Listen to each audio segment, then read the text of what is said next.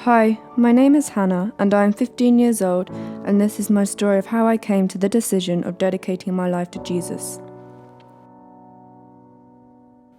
It was around the beginning of July last year, just a regular Sunday morning at church.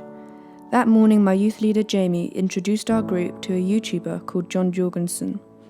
His video was about how faith is a focus and something that has to be the primary thing in our lives. And when we get distracted from God, our faith becomes distracted as well. This challenged me a bit, as I started to realise that in the past couple of months of my life, my main focus had been on athletics, not on faith. Athletics had been becoming the main purpose in my life. And not just that, I found it very easy in the mornings to wake up and just watch races or YouTube clips. Then by evening I wouldn't read the Bible or study because I had run out of time. The problem was that I'd made my relationship with God so small. After watching the YouTube video, I realised this had to change. Afterwards, I went home with my dad and decided to discuss what was going on in my head with him. Throughout the conversation I felt emotional. I remember getting weird stomach sensations that were nothing to do with being hungry or unwell, because I felt different. By the end, me and my dad had reached a conclusion that my purpose was to live out my Christianity through the communities in my life. One of these communities being athletics.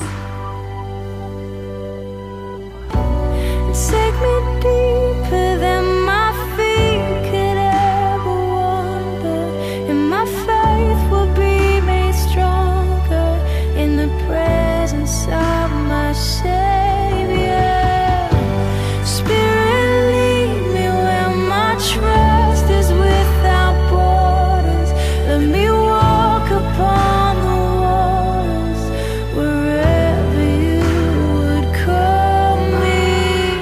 A week later, I had watched more John Jorgensen videos and had the upcoming challenge of the English Schools Athletics National Championships.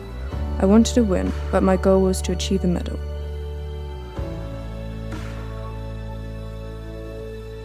The strangest part of the weekend was that everything was kept under control every step of the way, from who I was sharing a room with to what encouragement I received. On the first day, I ran the heats and qualified as the fastest loser. This told me I would need to rethink my race plan for the final. But looking back on it now, I know that God was just guiding me to the next level. On the following day, I woke up to two signs that God's presence was with me. One, I had received two motivating and truthfully encouraging messages about my upcoming final. After this, I read my Instagram and scrolled down the feed until I reached the Christians in Sport page. Their caption for the day was, "Audience of one," and how everything we do is for God alone. This was no coincidence, and I remember smiling as I read the post. And away they go. Later that day, it was time for the final, and I was the fastest on paper. The key moment in the race was on the back straight of the second lap. I kicked and there was no turning back. The Berkshire athlete takes it on here, Matt. And look at Roberts go with 250 metres to go. She said that's enough, and she's laid her hammer down and she is pulling away from the rest of the When field. I think back to that moment now, I can still remember God's name coming into my head just as I made my acceleration, almost as if I knew from that point I would be running out in front and over the finish line 300 metres later. Which is exactly what happened. Mossy on the outside. Can she challenge Roberts down the home straight? Roberts with a big move down the home straight. Here goes Mossy. Hannah Roberts still leading here with Messatoni in second, and Mossy's going to take.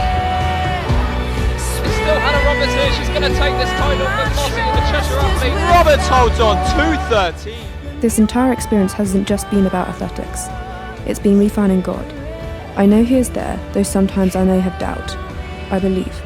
I like to make friends in the sport and not rivals, which is one way to live out my faith in Jesus in the communities of my life. I believe that running is the gift that God gave me to do, and no gift from God should be locked away but used and strengthened. I run for an audience of one, for God, and I believe that this is the area of my life that God chose me to spread His word, and that is what I continue to do today.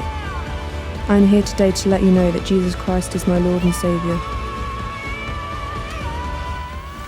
So what a fantastic story.